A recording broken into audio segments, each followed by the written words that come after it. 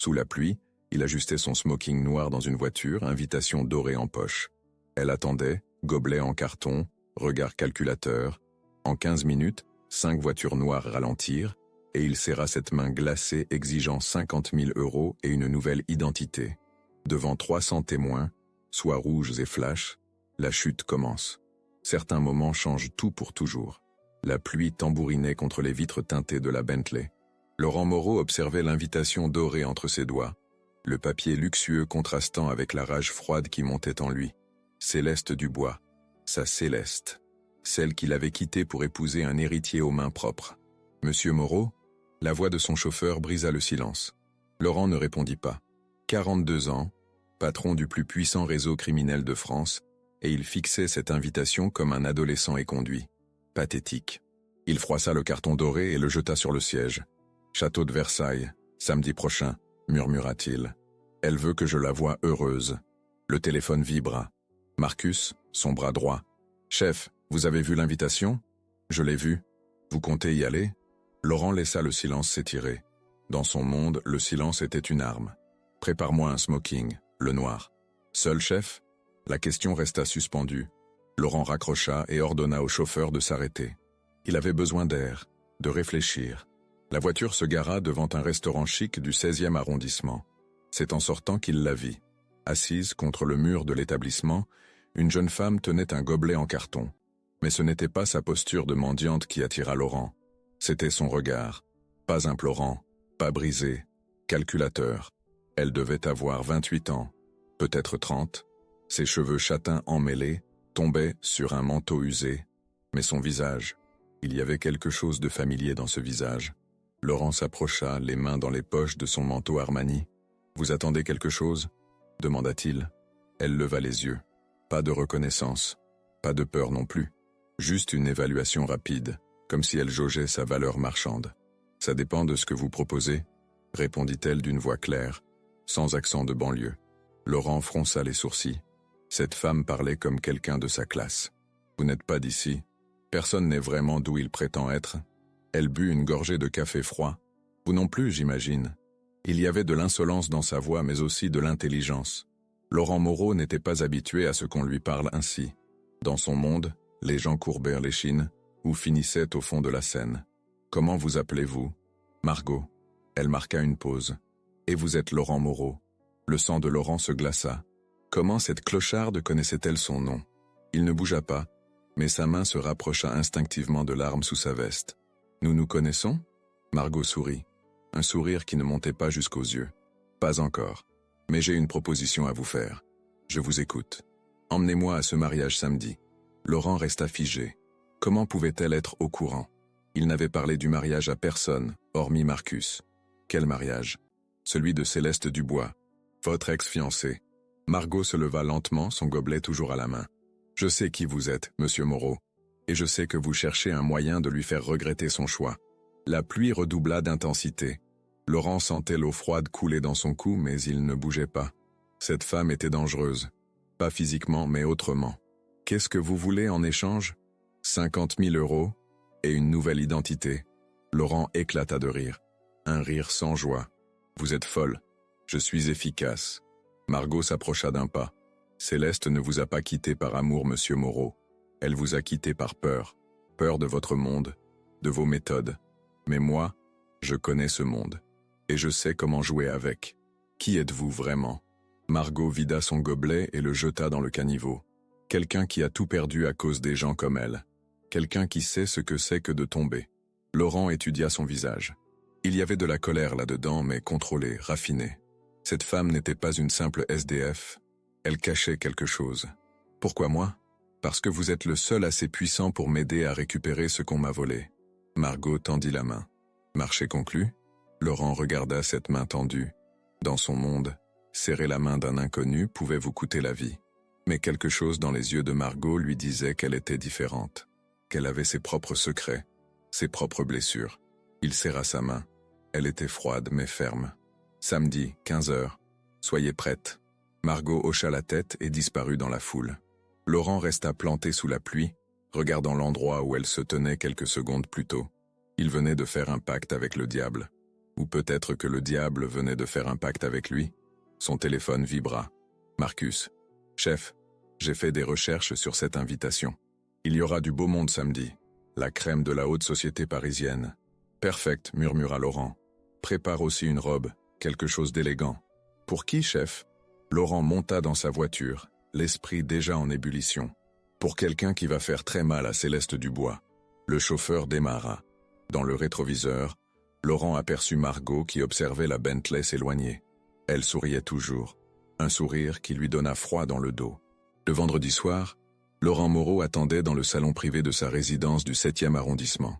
L'appartement de 400 mètres carrés surplombait la Seine, ses baies vitrées offrant une vue imprenable sur la tour Eiffel. Mais ce soir, Laurent ne regardait pas le paysage. Il fixait sa montre, Patek Philippe. 20 heures précises. On frappa à la porte. Marcus entra, suivi de Margot. Laurent faillit ne pas la reconnaître. Les cheveux emmêlés avaient disparu, remplacés par une coupe sophistiquée qui encadrait parfaitement son visage.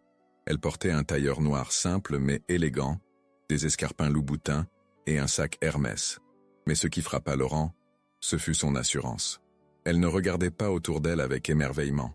Elle évaluait. « Ponctuel » dit Laurent en se levant. « J'apprécie. » Margot haussa les épaules. « Le temps, c'est de l'argent.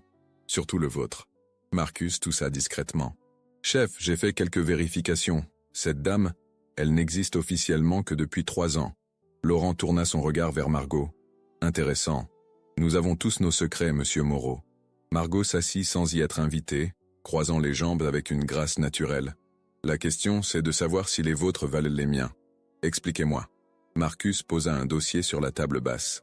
Margot Beaumont, née à Nice en 1993. Fille unique. Parents décédés dans un accident de voiture quand elle avait 22 ans. Ensuite, plus rien. Comme si elle avait disparu. Margot ne broncha pas. Les accidents arrivent. Aux voitures, aux familles, aux identités. Laurent s'assit en face d'elle. Dans la pénombre du salon, éclairé seulement par quelques lampes d'ambiance, le visage de Margot semblait sculptural. Qui étiez-vous avant de devenir Margot Beaumont? Quelqu'un qui avait tout. Maison à Neuilly, voiture de sport, compte en banque à 8 chiffres. Sa voix resta neutre, presque clinique. Quelqu'un qui faisait confiance aux mauvaises personnes. Céleste? Margot sourit. Ce même sourire froid qu'elle avait eu sous la pluie. Céleste et sa famille. Les Dubois ont une façon très particulière de faire des affaires. Ils vous font croire qu'ils vous aident. Puis ils vous dépouillent, légalement. Laurent sentit quelque chose se resserrer dans sa poitrine. Continuez. Mon père avait une entreprise de construction. Dubois Construction l'a racheté pour un projet immobilier à Monaco. Un projet juteux. Très juteux. Margot prit le verre de whisky que Marcus lui tendait. Sauf que le projet n'existait que sur le papier. L'argent, lui, a bien disparu. Et votre père? Il s'est suicidé 6 mois plus tard. Ma mère n'a pas supporté le scandale. Margot but une gorgée, ses yeux ne quittant jamais ceux de Laurent. Moi, j'ai survécu. J'ai appris. Et j'ai attendu. Laurent comprenait maintenant. Cette femme n'était pas une opportuniste. C'était une prédatrice. Comme lui. Combien de temps avez-vous attendu? 5 ans. Le temps d'apprendre vos habitudes, monsieur Moreau. Le temps de comprendre que Céleste vous avait quitté parce qu'elle avait peur de salir ses mains blanches. Margot posa son verre. Mais moi, mes mains sont déjà sales. Marcus échangea un regard avec Laurent. Dans leur monde, ce genre de révélation était soit un piège, soit une opportunité. Qu'est-ce que vous voulez vraiment? Justice. Vengeance. Appelle-le ça comme vous voulez. Margot se leva et se dirigea vers la baie vitrée. Céleste épouse demain un homme propre. Un homme qui ne salit jamais ses mains. Mais elle a oublié quelque chose. Quoi? Que certaines tâches ne partent jamais. Laurent rejoignit Margot près de la fenêtre. Paris scintillait en contrebas. Mais l'atmosphère dans la pièce était électrique. Vous avez des preuves? Contre Céleste? J'ai mieux. J'ai sa signature sur tous les documents frauduleux. Margot sortit son téléphone et montra une photo. Photocopie certifiée conforme. Elle était au courant de tout. Le silence s'installa. Marcus regardait son patron, attendant ses instructions. Laurent observait cette femme qui venait de lui offrir exactement ce qu'il voulait. Un moyen de détruire Céleste. Pourquoi maintenant? Pourquoi le jour de son mariage? Parce que c'est le jour où elle sera le plus heureuse. Et la chute sera plus douloureuse. Margot rangea son téléphone. De plus, tous les invités de demain sont des clients potentiels de Dubois Construction. Imaginez le scandale. Laurent sourit pour la première fois depuis des jours. Un sourire de requin. « Marcus, tu as préparé la voiture pour demain ?»« Oui, chef. La Rolls-Royce. »« Non. Prends la Ferrari. Rouge. » Margot haussa un sourcil. « Discret. Je ne veux pas être discret. Je veux que Céleste me voie arriver. » Laurent se tourna vers elle. « Et je veux qu'elle voie que j'ai trouvé mieux qu'elle. » Mieux ou plus dangereux? Laurent ne répondit pas. Il y avait quelque chose dans les yeux de Margot qui le troublait. Une noirceur qui rivalisait avec la sienne. Cette femme n'était pas juste une alliée temporaire. Elle était potentiellement plus redoutable que lui. « Une dernière question, » dit Laurent. « Que se passe-t-il après-demain? Quand Céleste sera détruite, que ferez-vous » Margot récupéra son sac et se dirigea vers la sortie. « Ça dépendra de vous, monsieur Moreau. De si vous êtes aussi intelligent que puissant. » Elle s'arrêta sur le seuil. « Une chose encore. Demain, laissez-moi mener la danse. Vous êtes habitué à contrôler, mais cette fois, faites-moi confiance. » Pourquoi? Parce que Céleste me connaît, mais elle ne sait pas que je la connais. Margot sourit une dernière fois. Et l'effet de surprise, c'est ce qui fait la différence entre une gifle et un coup fatal. La porte se referma. Marcus et Laurent restèrent silencieux quelques minutes, digérant ce qui venait de se passer. « Chef, cette femme, elle me met mal à l'aise. » Laurent retourna vers la fenêtre. « Moi aussi, Marcus. Moi aussi. Vous lui faites confiance? » « Non. Mais j'ai envie de voir jusqu'où elle peut aller. » Laurent vida son verre de whisky. « Prépare tout pour demain. »« Et Marcus? »« Oui, chef? Surveille-la. Discrètement. Je veux savoir où elle va. Ce qu'elle fait. Compris. » Quand Marcus partit, Laurent resta seul dans son salon. Au loin, les lumières de Paris clignotaient comme des étoiles. Demain, il retrouverait Céleste.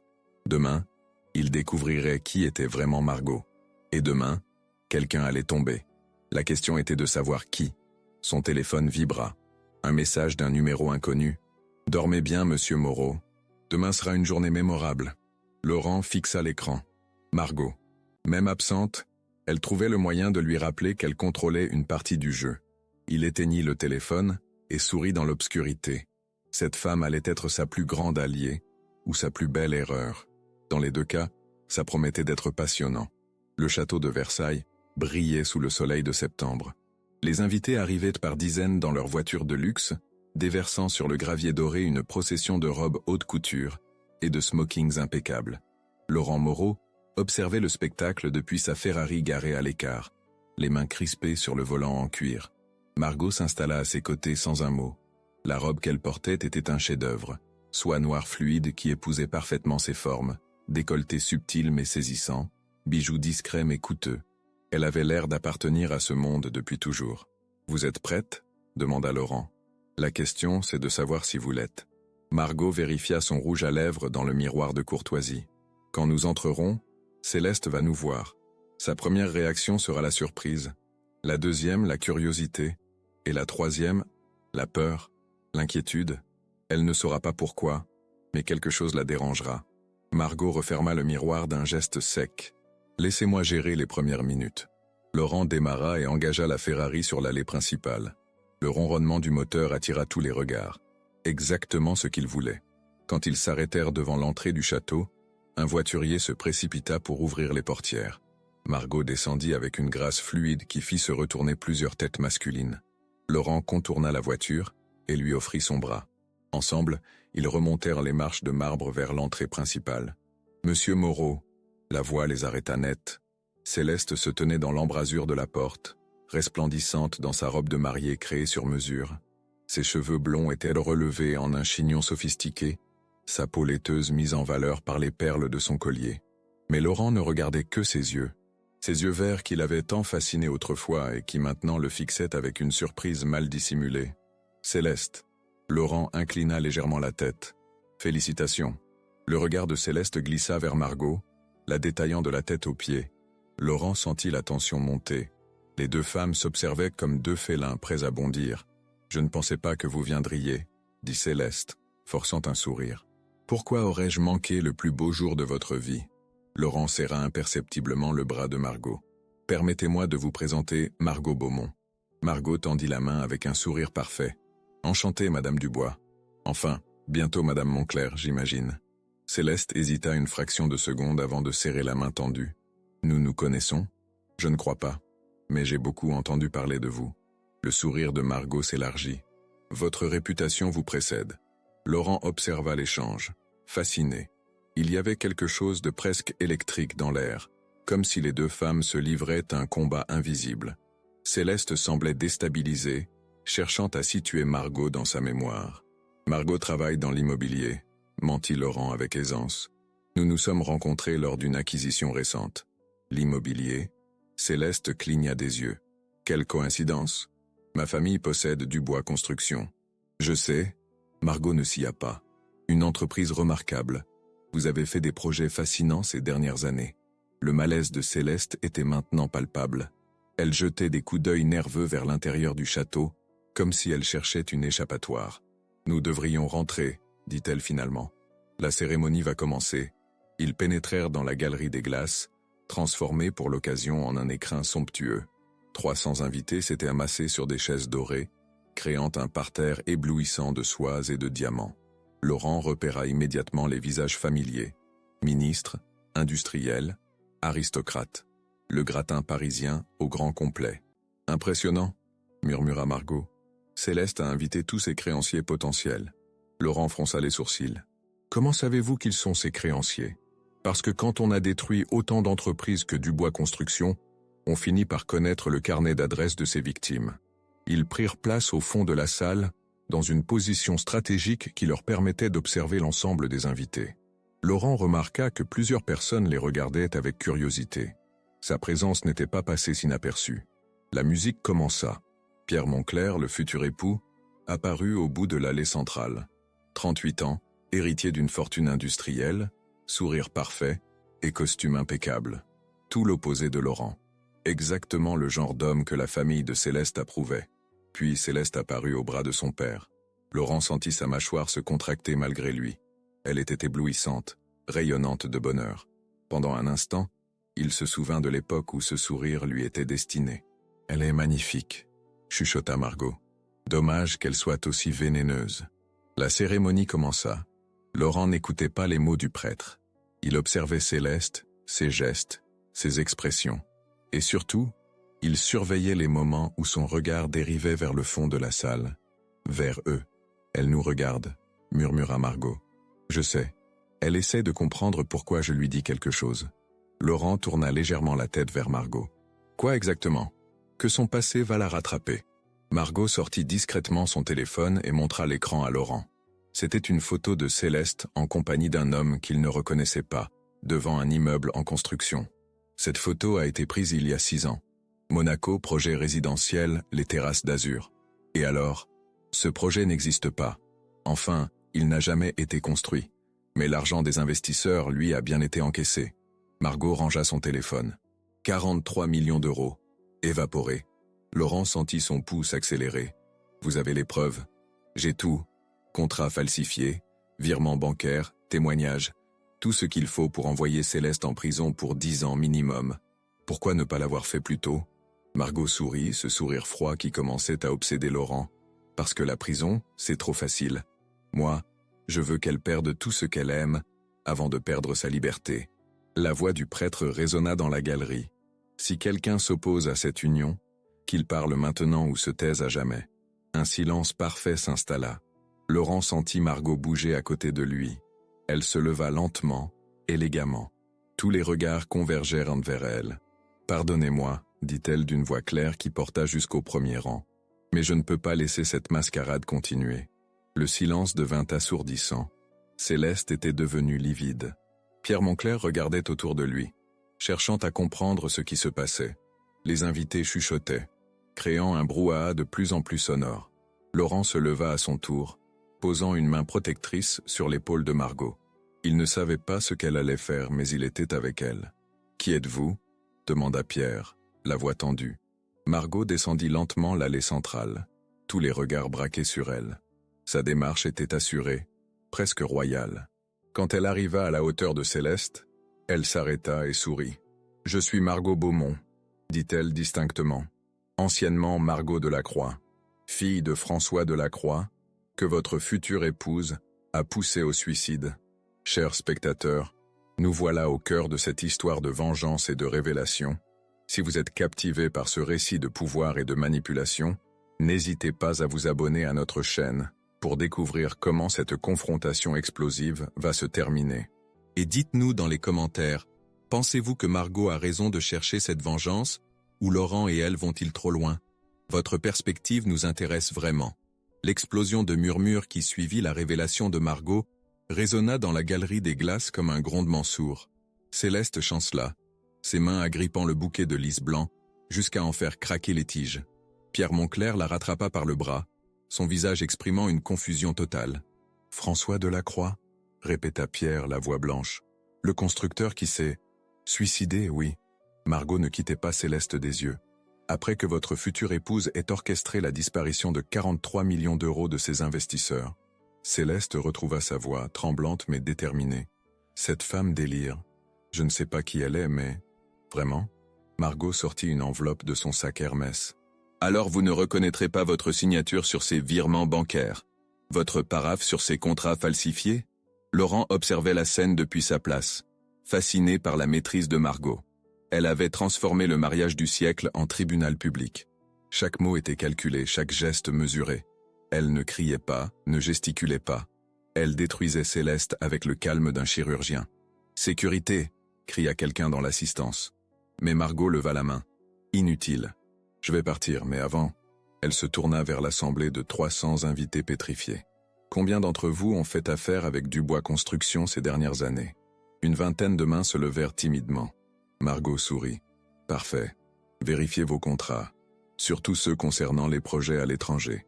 Vous pourriez avoir des surprises. » Assez. Céleste avait retrouvé des couleurs, mais c'était celle de la colère. « Garde, arrêtez cette folle !» Deux hommes en costume sombre s'avancèrent vers Margot. Laurent se leva brusquement, sa main glissant instinctivement vers l'intérieur de sa veste. Mais Margot l'arrêta d'un regard. « Ne vous inquiétez pas, messieurs, » dit-elle aux gardes. « Je m'en vais.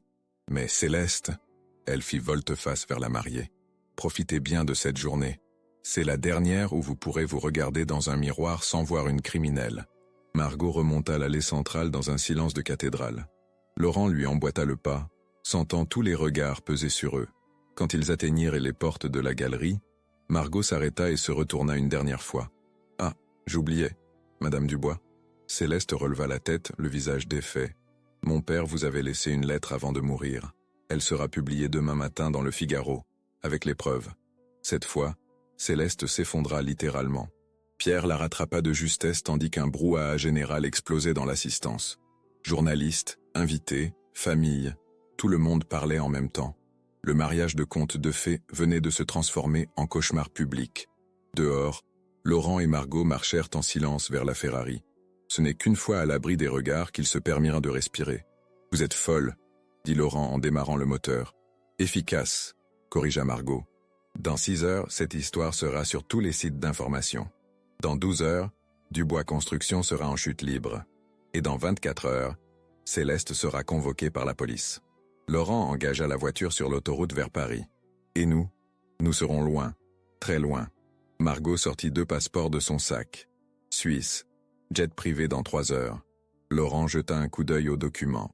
Les passeports étaient parfaits, avec leurs vraies photos mais de fausses identités. « Depuis quand planifiez-vous ça ? » ?»« Depuis le jour où j'ai décidé de me venger. Vous pensiez vraiment que j'allais détruire Céleste et rester en France pour subir les conséquences ?» Margot attacha sa ceinture. « Je vous l'ai dit, Laurent, j'ai appris. » Le téléphone de Laurent vibra. « Marcus. Chef, il faut qu'on parle. Urgemment. Pas maintenant. Si, maintenant. J'ai du nouveau sur votre compagne. Son vrai nom n'est pas Margot Beaumont, ni Margot Delacroix. » Laurent sentit son sang se glacer. « Qui est-elle ? » ?»« Elisabeth Moreau, votre cousine éloignée. Celle qui a disparu il y a 10 ans après la mort de son oncle Philippe. » Le monde bascula autour de Laurent. Il se rangea sur le bas-côté, coupant brutalement le moteur. Margot le regardait avec ce même sourire énigmatique qu'elle arborait depuis le début. « Surprise, » dit-elle simplement. « Vous êtes ma cousine ? Par alliance. Mon père était le demi-frère de votre père, celui dont on ne parlait jamais dans la famille, parce qu'il avait choisi la voie légale. » Margot ajusta son rouge à lèvres dans le rétroviseur. « François Delacroix était mon nom d'emprunt. Mon vrai père, c'était Philippe Moreau. » Laurent avait l'impression que le sol se dérobait sous ses pieds. Pourquoi ce mensonge ? Parce que vous ne m'auriez jamais fait confiance si vous aviez su que j'étais de la famille. Les Moreau sont méfiants par nature. » Elle se tourna vers lui. « Et parce que j'avais besoin de votre réseau pour atteindre Céleste. Tout était calculé? Notre rencontre? Votre proposition? Tout. » Margot ne sciait pas. « J'ai passé 2 ans à étudier vos habitudes, vos trajets, vos faiblesses. J'ai su que vous recevriez cette invitation. J'ai su que vous chercheriez un moyen de vous venger. Et j'ai su que vous ne pourriez pas résister à une femme qui vous ressemble. » Laurent la fixait, partagé entre l'admiration et la rage. « Vous m'avez manipulé. Comme vous manipulez tous ceux qui croisent votre route. » Margot haussa les épaules. « La différence, c'est que moi, je le fais pour la justice. Vous, pour le pouvoir. » Le silence s'étira entre eux. Au loin, les sirènes de police se rapprochèrent du château. Margot consulta sa montre. « Nous avons 2 heures avant le décollage. Vous venez ou vous restez pour expliquer votre présence au mariage. » Laurent redémarra sans répondre. Sa cousine avait raison sur un point. Rester en France maintenant serait suicidaire.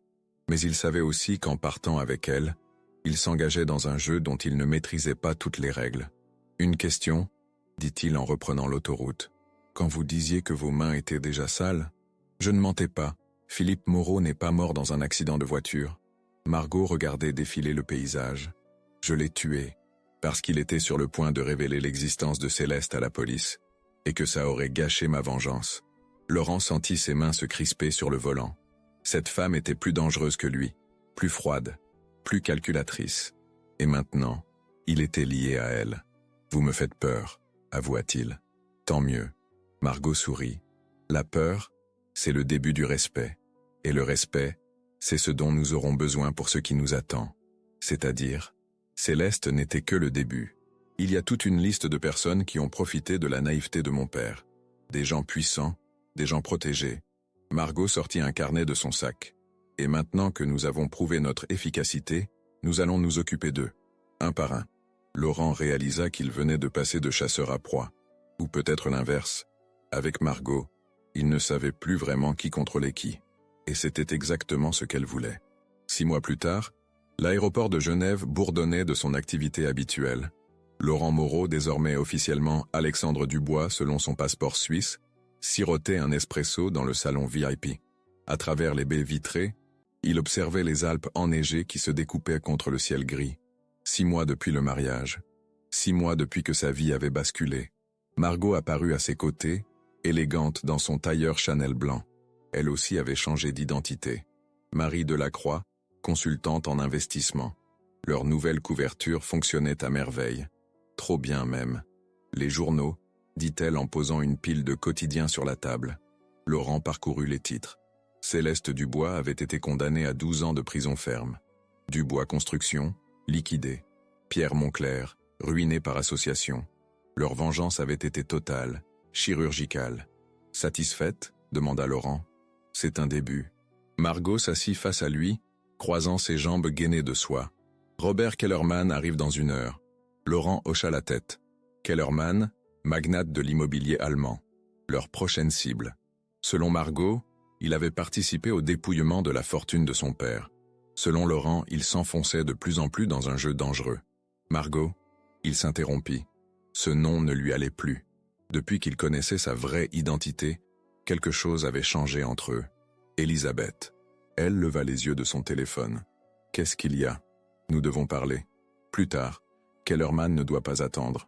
Laurent posa sa main sur la sienne. Maintenant. Margot étudia son visage, cette expression qu'elle avait appris à déchiffrer au fil des mois. Laurent était sur le point de prendre une décision, et elle avait une idée de laquelle il s'agissait. « Vous voulez arrêter ?» dit-elle. « Je veux comprendre où ça nous mène. Céleste est détruite. Votre père est vengé. Que faisons-nous maintenant ?» Margot se pencha vers lui, sa voix se faisant plus douce. « Nous continuons, jusqu'à ce que tous ceux qui ont profité de sa mort paient. Et après ? Il n'y aura pas d'après, Laurent. C'est ça que vous ne comprenez pas. » Margot reprit sa main. « Nous sommes allés trop loin pour faire marche arrière. Vous le savez. » Laurent la regarda intensément. Ces 6 mois avaient été les plus étranges de sa vie. Ils avaient parcouru l'Europe ensemble, traquant leurs proies, les démasquant une à une. 3 hommes d'affaires déchus, un banquier en fuite, une ministre démissionnaire. Margot était impitoyable. méthodique. Et lui était devenu accro à cette efficacité meurtrière. « Qu'est-ce qui vous fait vraiment peur ?» demanda Margot. « Que nous soyons allés trop loin, ou que vous aimiez ça ?» Laurent ne répondit pas immédiatement. La vérité était trop dérangeante. Il aimait effectivement ça. Cette vie d'ombre, cette justice expéditive. Cette femme qui le comprenait mieux que personne. Mais il sentait aussi qu'il glissait vers quelque chose d'irréversible. « J'ai peur de vous », avoua-t-il finalement. « Pourquoi ? Parce que vous n'avez plus de limites. Parce que vous êtes capable de tout pour arriver à vos fins. » Laurent but une gorgée d'espresso. « Parce que je ne sais plus si vous cherchez la justice ou si vous aimez détruire. » Margot sourit, ce sourire énigmatique qui l'avait séduit dès le premier jour. « Les deux, probablement. Et moi, qu'est-ce que je suis pour vous ? Un moyen, comme vous l'aviez été depuis le début. » Elle marqua une pause. « Mais aussi autre chose. »« Quoi ? Le seul homme qui ne me juge pas, qui comprend que parfois, la morale est un luxe qu'on ne peut pas se permettre. » Un homme en costume gris s'approcha de leur table. Robert Kellerman, 68 ans, regard fuyant et main moite. Il s'assit nerveusement, jetant des coups d'œil autour de lui. « Monsieur Dubois, Madame Delacroix, » dit-il avec un accent germanique prononcé. « Vous avez parlé d'investissements immobiliers en Suisse. » Margot sortit un dossier de son attaché-case. « Effectivement, un projet très particulier, qui nécessite de la discrétion. » Kellerman ouvrit le dossier et pâlit immédiatement. C'étaient des photos de lui en compagnie de Philippe Moreau, 15 ans plus tôt. Des documents bancaires. Des enregistrements. « Qu'est-ce que vous voulez ?» chuchota-t-il. « Justice », répondit simplement Margot. « Vous vous souvenez de Philippe Moreau ?» Kellerman ferma les yeux. C'était il y a si longtemps. Pas pour sa fille. Margot se pencha vers lui. « Vous avez détourné 8 millions d'euros de ses comptes. 8 millions qui devaient financer un orphelinat en Roumanie. Je peux vous rembourser, avec les intérêts. C'est trop tard pour l'argent. » Margot referma le dossier. Mais pas trop tard pour la vérité. Laurent observait la scène avec un mélange de fascination et de dégoût. Kellerman transpirait abondamment, ses mains tremblaient. Dans quelques minutes, il serait détruit comme les autres. Et Laurent en serait complice. « Qu'est-ce que vous voulez que je fasse ?» demanda Kellerman. « Avouez, publiquement, tous vos crimes, toutes vos manipulations. » Margot glissa une feuille vers lui. « C'est déjà rédigé. Il ne vous reste qu'à signer. » Kellerman lut le document, ses yeux s'écarquillant de plus en plus. « Mais ça va me détruire. Ma famille, ma réputation, comme vous avez détruit la mienne. » Laurent se leva brusquement. « Excusez-moi. » Il marcha vers les toilettes, le cœur battant. Dans le miroir, il ne reconnaissait plus l'homme qui le regardait. Ses yeux étaient devenus froids, calculateurs, comme ceux de Margot, comme ceux de son père autrefois. Quand il revint, Kellerman était parti. Margot rangeait tranquillement le document signé dans son attaché-case. « Fini ?» demanda Laurent. « Pour aujourd'hui. » Margot consulta sa montre. « Notre avion décolle dans 2 heures. Madrid nous attend. »« Non. » Margot leva les yeux, surprise. « Comment ça, non ?» Laurent s'assit, ses mains posées à plat sur la table. « Je ne pars pas à Madrid. Je ne continue pas ce jeu. Ce n'est pas un jeu, Laurent. Si, c'est exactement ça.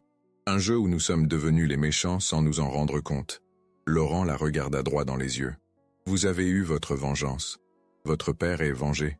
Mais vous ne voulez pas vous arrêter parce que vous aimez ça. » Margot ne sia pas. « Et vous ? Qu'est-ce que vous allez faire ? Retourner à votre ancienne vie ? Reprendre vos affaires criminelles à Paris ? Je ne sais pas. Mais je sais que je ne veux plus être votre arme. » Un long silence s'installa entre eux. Autour d'eux, la vie de l'aéroport continuait.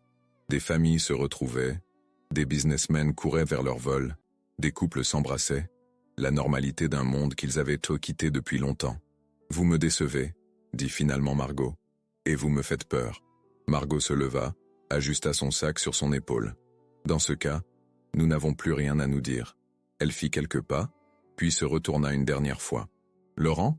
Oui ? Si vous changez d'avis, vous savez où me trouver.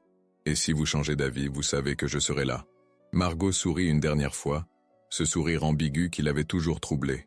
Puis elle disparut dans la foule, avalée par l'anonymat de l'aéroport. Laurent resta seul à sa table, fixant les journaux éparpillés. Dans quelques heures, Kellerman ferait ses aveux publics. Dans quelques jours, un autre scandale éclaterait. Et Margot continuerait sa croisade solitaire, détruisant méthodiquement tous ceux qui avaient croisé la route de son père. Il prit son téléphone et composa un numéro qu'il n'avait pas appelé depuis des mois. « Marcus, c'est moi, je rentre à Paris. » Voilà la fin de cette histoire intense de vengeance et de manipulation.